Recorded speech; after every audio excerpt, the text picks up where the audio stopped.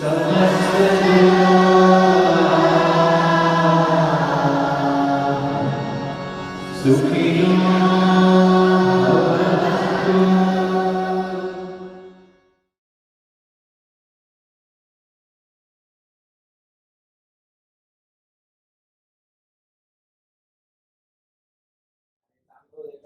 think most people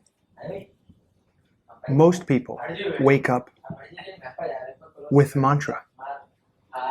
It just happens to be negative and painful.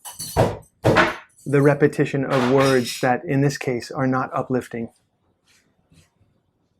that are more depressive or negative. Words like, I'm not good enough. Words like, I'm not enough. I'll never be enough. I don't fit in.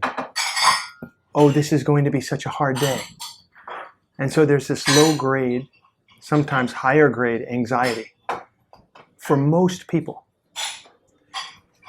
And for some reason, people in recovery from addiction seem to have that a little worse. And I think people, obviously, who are stuck in addiction, well, that's a whole nother discussion. It's a very painful place to be. So the introduction, the purposeful and intentional introduction of mantra into a person's life, especially in the morning, to break them out of that negative thought cycle, to put you onto a road where you could have the best day possible given the circumstances of your life, I think that's critically important. So mantras, be they in English or Sanskrit or Hebrew or whatever it is, that are carrying the vibration of positivity, of connection, of oneness, of love, it helps a person in addiction or in recovery from addiction change the channel. It's like attuning yourself to a new frequency, where the old frequency, maybe you were tuned to that frequency of addiction. Well, now we want to change that radio channel and we want to attune ourselves to the frequency of love, or the frequency of possibility or hope or connection or recovery.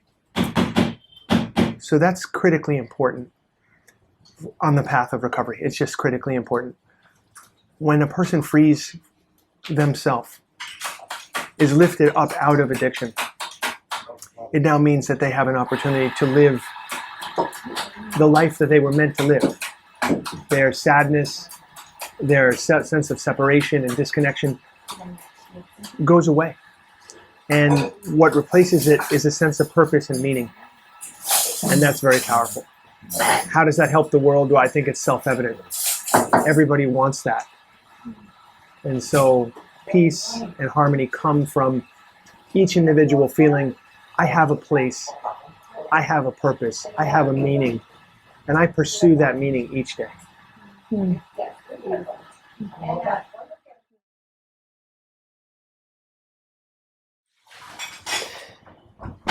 Mantras are like little equations of sound, and they hold within them a special Shakti, a special energy, a special power to awaken us. When I first got turned on to mantra, I felt better after chanting. I didn't necessarily know why, but I knew that I felt better. I knew that it helped me to lessen self-doubt, it helped me to lessen the fluctuations in my mind, it helped me to reach a more centered place in myself. The deeper the journey that I've taken with mantra, the more subtle I've become, the more aware I've become of the dimension that is so much more expansive than just my personal comfort, than just my personal wants and needs. So in many ways, mantra has been this vehicle for understanding myself at a deeper level. And if you think of it just from the simplest terms, the mantra, the frequency of it is shifting the the wavelengths that make up our physical, energetic, mental being. So we're literally changing, reorganizing the structure of who we are as we chant mantra.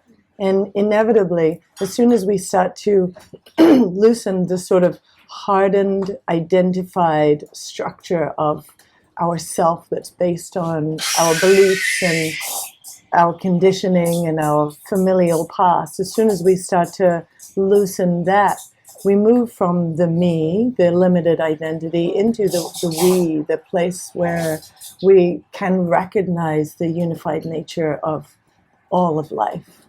And that we can start to see how we can use our vehicle in service for the greater good. And the mantra just continually fuels that. In the yoga tradition, it's said that mantra is actually the vehicle that leads us to our inner silence. And it's that inner silence from which we really start to create anew in a very evolutionary way that's not limited by all of our past. And I feel like that's where we need to go as humanity now. We need to go into that more evolutionary place. And start to take actions that are not based on our suffering, that are not based on pain and trauma and separation, but that are coming from this connection to our unified consciousness, to the understanding of the interconnection of all of life. So in my experience, mantra really is the vehicle for change. And it's the heart of my practice, and I highly recommend it for everyone.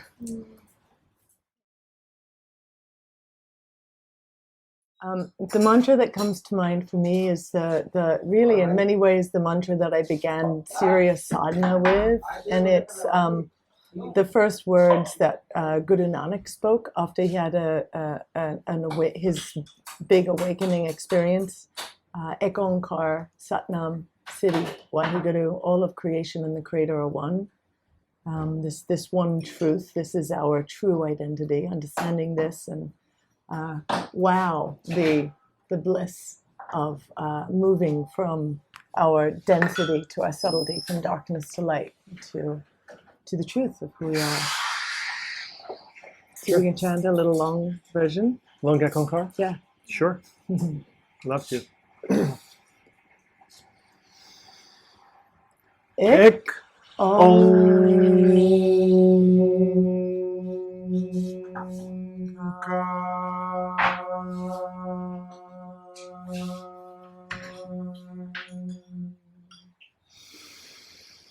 Sat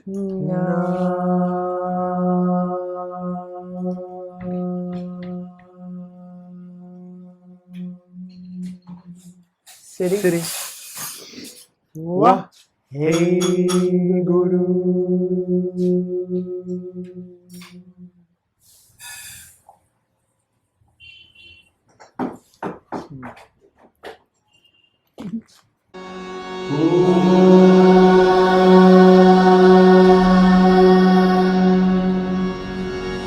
Shanti.